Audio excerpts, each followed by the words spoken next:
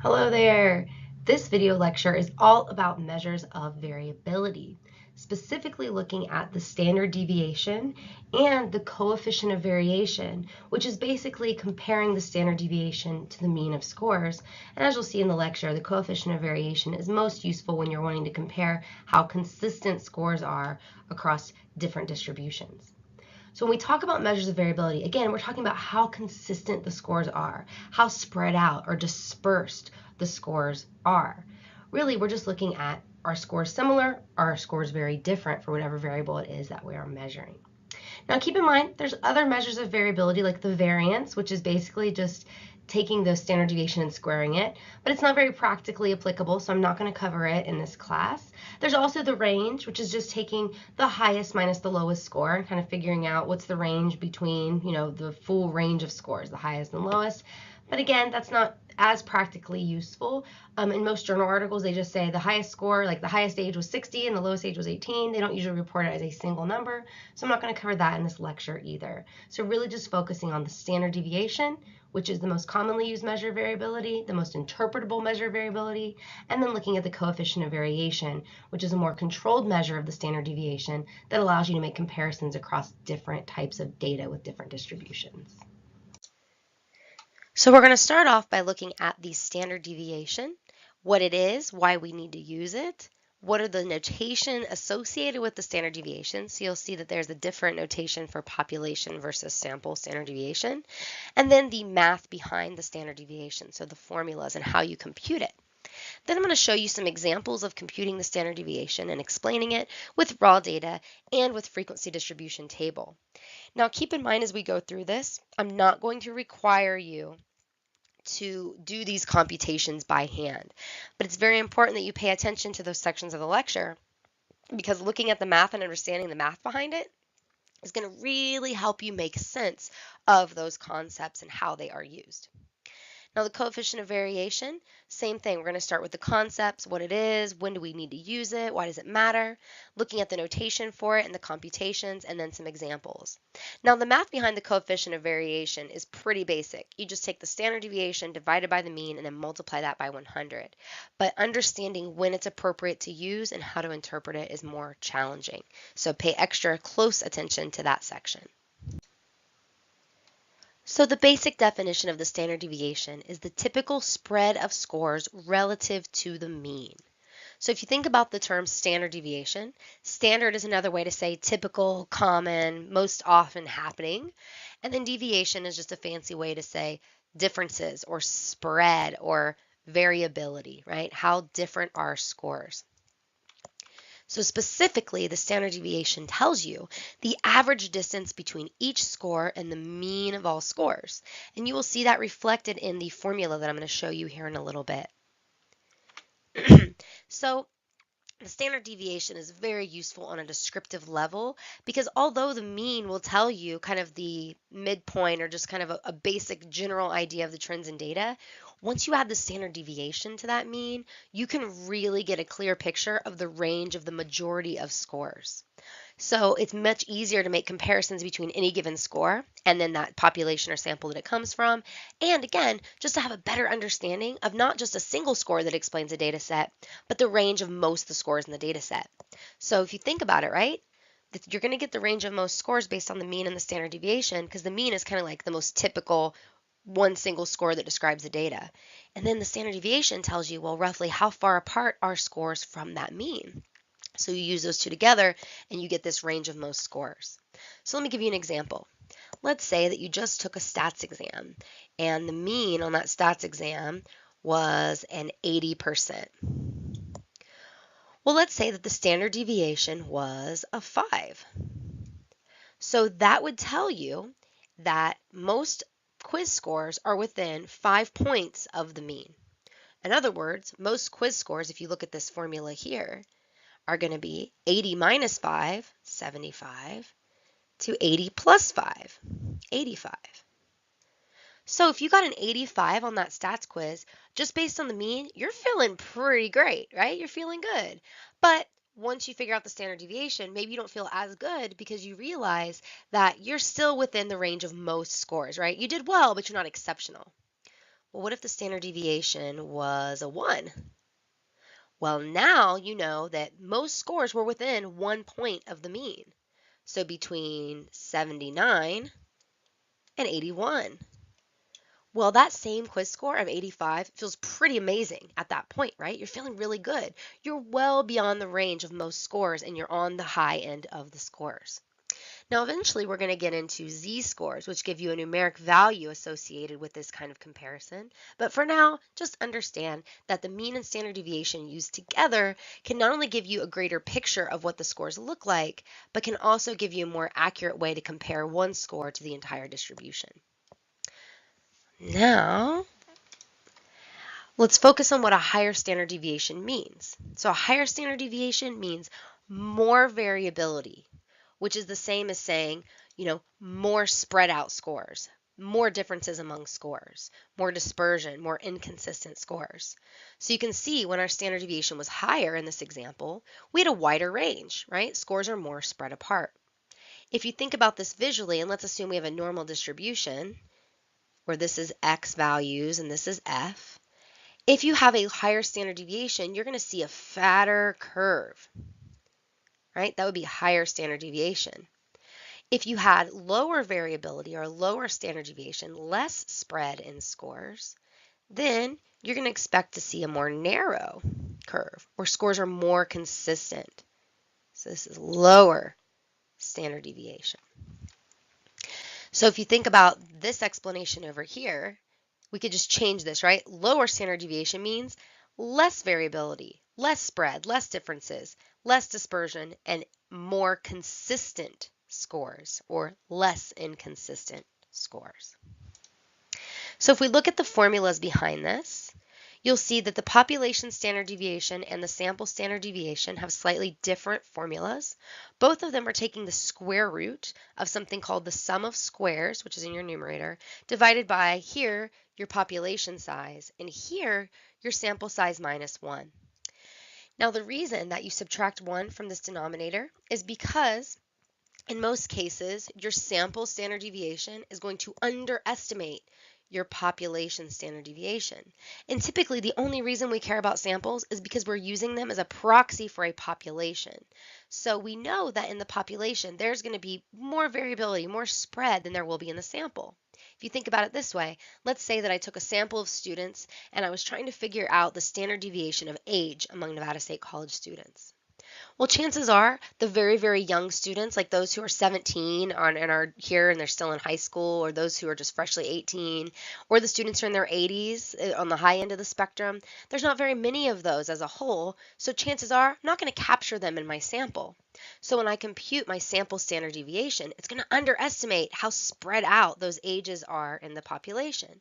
So to control for that, we just reduce the denominator here by 1 point, and whenever you make the denominator of a fraction smaller, it bumps up the overall value.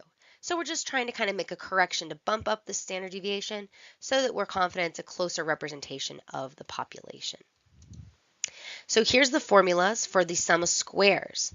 And again, it's called the sum of squared deviations, and that should make sense looking at the formula because you're taking the difference between each score and the mean, right? That kind of gets at the spread of scores relative to the mean. And then you're squaring that. That's why it's called sum of squared deviations. And then you're adding it together. The reason that you square it is because if you took and you added up every single score minus the mean and you took that difference and added it up, you'd always get 0. So we're squaring those differences to get rid of negatives, and then we add them together. Now you'll see that that square is here in the sum of squares formula, and then we undo that squaring by using the square root in our standard deviation formula. So we get it back into kind of the original scoring metric that was used. When we're using a frequency distribution table, we kind of use the same process, but at the end of the day, we take those squared deviations and we multiply it by the frequency. So if you remember when you did the mean with frequency distribution tables, you had to take your frequency into account. So you have to do that here, right? Because there's going to be multiple squared deviations for each value in your data set. So I already kind of touched upon evaluating scores based on the mean and the standard deviation. And you'll see that this little cartoon here is kind of funny, right? We've got the loner, the unconventional, the maverick, and then it says, given to excess is well beyond your standard deviation. Yeehaw! It's silly. Anyway, so if we look at this, you will see that if you have a score that's 2 standard deviations away from the mean on either end, either 2 standard deviations above or below, that's called extreme. So if we look at our example earlier where we had a mean quiz score of 80, and I'm going to make this a little fatter, and a standard deviation of 1, and you got a score of 85, your quiz score is 5 standard deviations above the mean, right? It's 5 ones above 80. So you would be an outlier in that example. But if you had a situation where the standard deviation was 5, well, that 85 is no longer extreme or an outlier because it's only 1 standard deviation above the mean, right? 85 is only 5 above 80. Again, z-scores are coming soon to tell you how to identify these things a little bit easier. And just to give you a preview, the z-score is basically just telling you how many standard deviations away your score is from the mean. So if you already understand that concept, you're well ahead of the game when it comes to z-scores. So now I'm going to demonstrate those formulas and how to calculate the sum of squared deviations, or sum of squares for short, and the standard deviation using raw data. So we're back at looking at Maria's transaction times, and we're looking at Bob's transaction times at Chase Bank on Green Valley Parkway, and we're going to see which teller had a bigger spread or more dispersion in their transaction times. So before we start looking at the standard deviation formula, we need to work our way towards it. And if you think about the formula, we need the sum of squares first, right? And to get to the sum of squares, we first need the mean. So we're going to start with the mean. Even if we use, there's different ways to calculate the sum of squares where the mean's not involved. Even if we did that, I'm going to calculate the mean first because it is our reference point for standard deviation. Because remember, the standard deviation tells you, on average, how spread out our scores from the mean. So if you don't know the mean, it's not as meaningful. Ha ha ha. Oh my gosh, that was dorky. Okay, here we go. So remember, to figure out the mean, you need to take the sum of x. So add all these transaction times together to get 990 right here. And then divide it by how many transactions we're looking at. 1, 2, 3, 4, 5, 6, 7, 8, 9, 10 transactions. And that gives you a mean of 99. All right, so now let's look at sum of squares. So the sum of squares formula, in this case, we are not looking at the mu, we are looking at the sample mean, so I'll just get rid of that. So we're looking at the sum of x minus x bar, or the sum of each score minus the mean squared. So the first thing we have to do is do what's in the parentheses, right? Order of operations. So we have to take each score and subtract the mean. So we have 109 minus the mean of 99, right? That's where that comes from. 99 minus 99, right? 98 minus 99, 104 minus 99. Just taking every single score, subtracting the mean. So remember, I told you that the reason we square these differences is because if we added all these up, we would get 0. So you can test me on that and see if it works out. But if you look here, right, this negative 10 and this 10 cancel each other out. This negative 3 and this 3 cancel each other out. This 5 and this negative 5 cancel each other out. This 1 and this negative 1 cancel each other out. And then you're left with 0. So if you added this up, it would be 0. And that is not helpful at all. So we square those values to get the sum of squared deviations. So we take this 10 squared to get 100, and then 0 squared is 0, and then negative 1 squared is 1, and 5 squared is 25, and across the board there. Because remember, a negative times a negative is a positive, so you're never going to have a negative squared value. Because if it's positive, positive times positive is positive. If it's negative, negative times negative is still positive. So you add those values up, and that gives you your sum of squared deviations of 270. Again, I'm not going to have you do this manually. You will do it in Excel, but I just want to demonstrate it for you so you can clearly see the way that we get this number is we're really looking at the difference between scores and the mean. So now we want to look at the standard deviation itself. So you take that sum of squares, that 270, plug it in, Then you take your sample size, 10 different transaction times, minus 1 because we're working with a sample, and that's your denominator. Keep that square root throughout because we have to undo the squaring that we did right here. So 270 divided by 10 minus 1 becomes 270 divided by 9, which is 30. You take the square root of 30, and our standard deviation of transaction times is 5.477. Now, what we do is we look at our data to see if that makes sense. So we're really looking here. So first of all, my mean looks good. That 99 makes sense based on this data. I see a lot of scores around that value. And I don't see a huge range in values here, right? Our highest one is what, a 109, and our lowest one is an 89. So this 5.477 makes sense to me. That seems like the typical difference between any given score and that mean of 99. So I'm feeling good about my math. Now focusing on the explanations, which is the most important part. One way that you could explain this is just based on the standard deviation itself. The typical difference in transaction times for Maria is 5.477 seconds, right? That's getting just at the standard deviation. But an even better way to explain this, especially if you didn't have the raw data in front of you, which is oftentimes the case in the real world, just based on that mean and standard deviation, you know that most of Maria's transaction times take between around 94 to 104 seconds. And I got that by taking my mean, 99, plus or minus the standard deviation. So the mean minus the standard deviation to get the low end, then take the mean plus the standard deviation to get the high end. And that gives you a very rich explanation of the data just based on two values. So even if you didn't have this there, you would still know a lot about the data just based on the mean and standard deviation.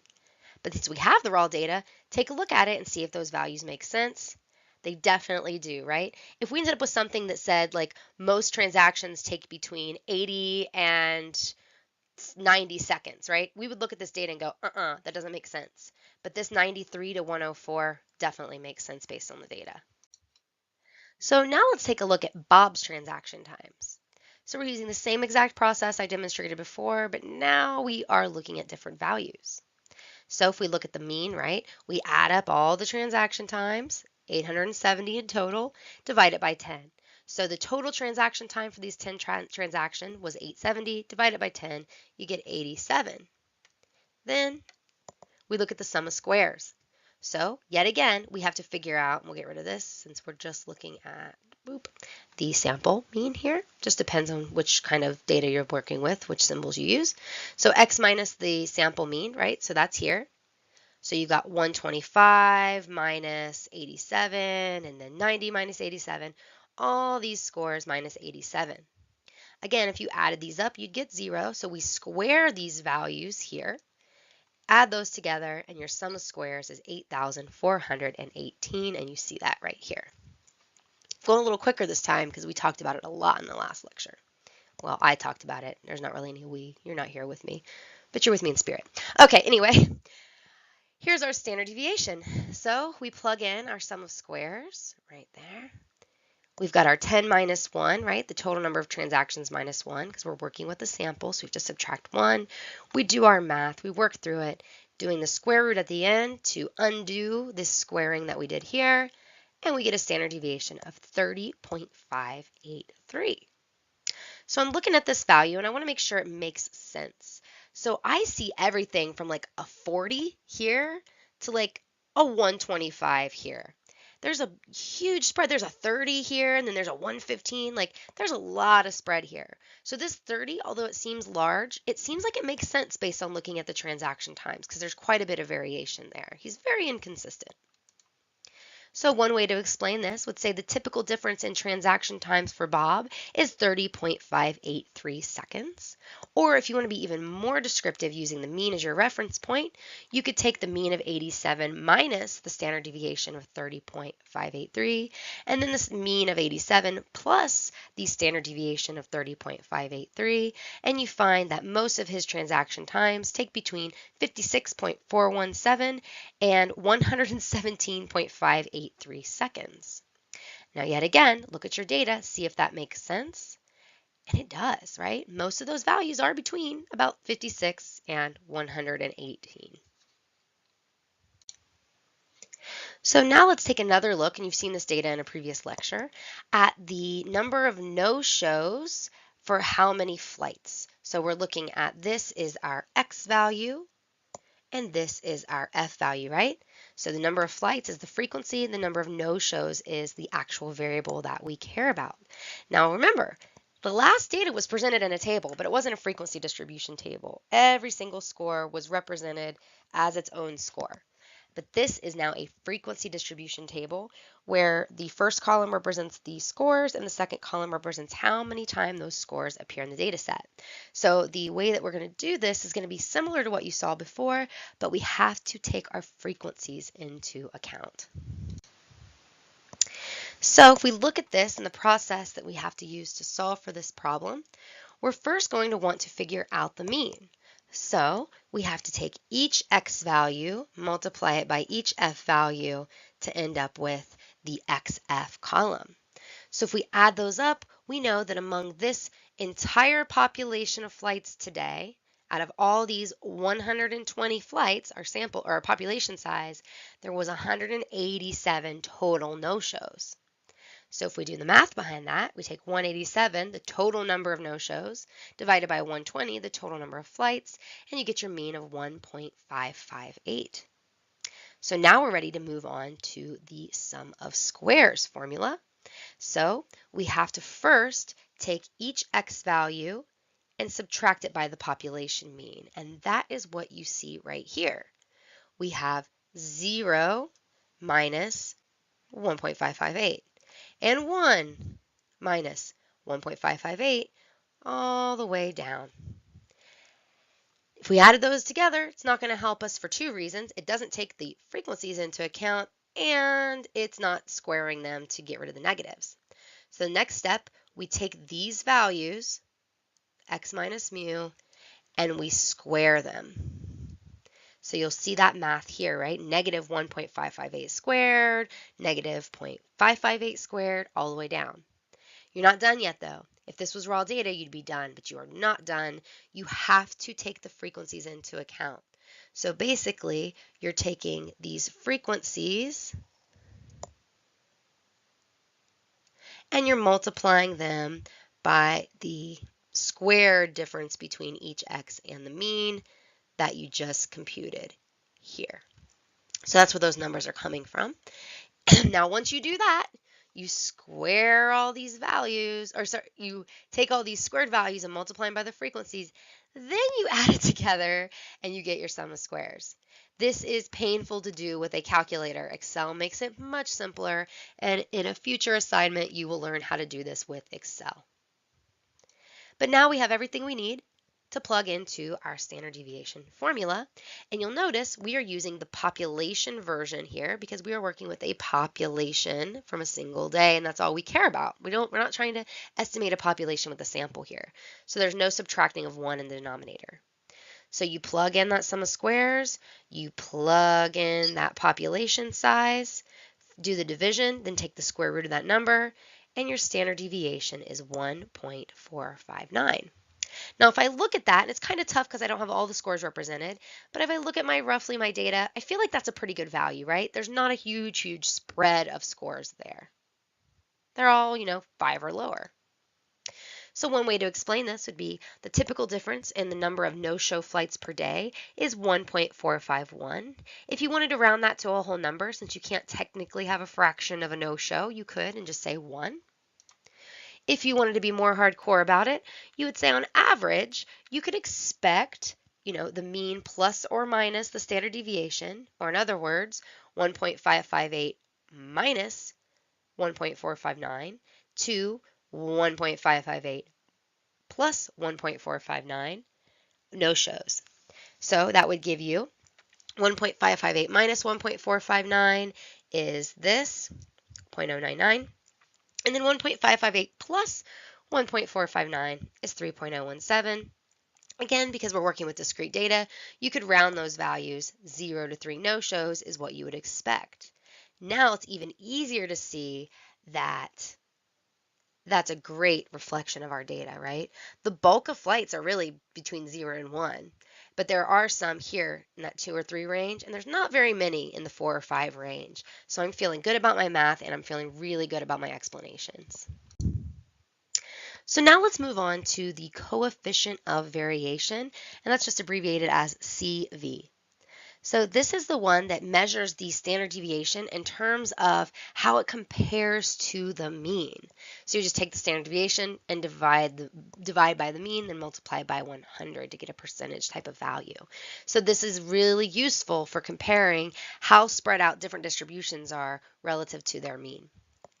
So again, as I just said, it's useful for comparing how consistent or spread out, dispersed, variable, multiple data sets are when their means and values are very different. Because think about it, if you have larger scores in general, if you're measuring income, you're going to have a larger standard deviation because the standard deviation is in the metric of the scores you're using. So if you are comparing the standard deviation of income to the standard deviation of age, even if income is more consistent, your standard deviation for income is going to be larger because monetary values are going to be larger than age values, right? So that's why the coefficient of variation is important. And I'll demonstrate that with some additional examples as well. So if you have a higher coefficient of variation, much like if you have a higher standard deviation, that means you have more variability, spread, differences, dispersion, and more inconsistent scores. If you have a lower coefficient of variation, that means you have less variability, less spread, fewer differences, less dispersion, and more consistent scores. So you'll see the math behind this in formula version. I've told you it in words, but now you get to see it on the screen. So for the population coefficient of variation, standard deviation divided by the mean times 100. Same thing for the sample, just different notation because there's different notations for the mean and the standard deviation, depending on if you're working with a sample or a population. So now let's take the data that we just computed and the descriptive statistics we just looked at for Bob and Maria and convert those means and standard deviations into coefficients of variation. So to figure that out, for Maria, we take her standard deviation, 5.477, divide it by her mean, 99, multiply that by 100, and you find that her standard deviation was 5.5% of her mean. Let's look at old Bob here. So for Bob, we took his standard deviation of 30.583 divided by his mean of 87 and multiplied it by 100, and we found that his standard deviation is 35.2% of his mean. Now, in this case, we can find, both with standard deviation and coefficient of variation, that Bob has less consistent transaction times, right? That's reflected here and here because there's a larger value. But in this case, the natures of the scores were similar, right? We had, we were looking at kind of similar types of data, and Bob was so spread out, right? He was so inconsistent that that's still going to be reflected here. So it makes sense that the conclusions that you make with the standard deviation and coefficient of variation are similar. So I'm going to show you another example where the coefficient of variation is especially useful. Now, even in this case, if you were purely just trying to compare the two, you'd want to use the coefficient of variation, but in this case, it led to similar conclusions as the standard deviation. So what if you wanted to compare how consistent salaries were for different positions within a Walmart store? Do you think that you could use the standard deviation to figure that out? Think about it. Higher level employees are going to be making more money overall. So that larger standard deviation, if you see it, could mean there's a larger spread, right? More inconsistent salaries. But it could also just be due to working with larger numbers in general, because again, those higher level employees are making more money overall. So this will be a situation where coefficient of variation is ideal because you're going to be working with values that are much, much different from one different position to the next, and you're going to be able to control for that when looking at the difference in how consistent scores are. So first, I'm going to show you some different positions within Walmart, and this is actually based on real data from Glassdoor.com. And they're going to be ranked in order from the lowest standard deviation, so the seemingly most consistent salaries, to the highest standard deviation, or the seemingly least inconsistent salaries. So cashiers on average, the mean is $22,000 with a standard deviation of 3,000. So on average, cashiers are making between 19,000 and 25,000. So to figure out the range of most salaries, the standard deviation is absolutely the way to go. But if you're wanting to compare how consistent these salaries are, coefficient of variation is what you need. So let's look at the next one. Department manager on average, $23,500 a year, standard deviation of 5.5 thousand.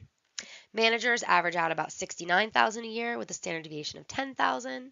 Vision center managers average about $59.5 thousand a year with a standard deviation of 11.5 thousand. Assistant managers making about $38,000 with a standard deviation of 12,000. Notice their standard deviation is pretty high and their salary is not as high as some of these others, right? So think about that, how that's going to impact the coefficient of variation. Then finally, the optometrist is making about $113,000 a year with a standard deviation of 21,000. And again, rated in order from lowest to highest standard deviation. So now let's do a little coefficient of variation math to figure out what the coefficient of variation is for each of these. So the coefficient of variation, you just take the standard deviation divided by the mean and then multiply that by 100. So you'll see that once we do the math, 3 divided by 22 times 100, we get a coefficient of variation of 13.6. So this tells you that for cashiers, their standard deviation is 13.6% of their mean. You'll see the math here for the department manager, again using their mean and standard deviation. Here for the manager, here for the vision center manager, then for the assistant manager, and for the optometrist. So you see the math is pretty basic, but if you look, our coefficients of variation and our standard deviations do not follow the same trend, right? These are presented in order from lowest to highest standard deviation, but you no longer see this go from lowest to highest when we look at coefficient of variation. So now if we reorder these in order from highest to lowest coefficient of variation, but we maintain the same ranking when we order it by standard deviation, this gives you a very, very clear picture of how things have changed, right? So the cashiers, based on standard deviation and coefficient of variation, have the most consistent salaries. But this isn't a 2, this isn't a 3, this is still a 4, this isn't a 5, and this isn't a 6, right? Now they're completely out of order once we put them in order of how consistent the salaries are based on the coefficient of variation. So based on the standard deviation, we thought that optometrists had the most inconsistent salaries. But that's just because optometrists make a ton of money compared to all the rest. We're working with larger numbers, so their standard deviation is higher, even though technically they're the third most consistent salaries at Walmart. So hopefully this demonstrates the importance of looking at the coefficient of variation when your purpose is comparing how consistent scores are from different distributions, working with different size numbers and different means.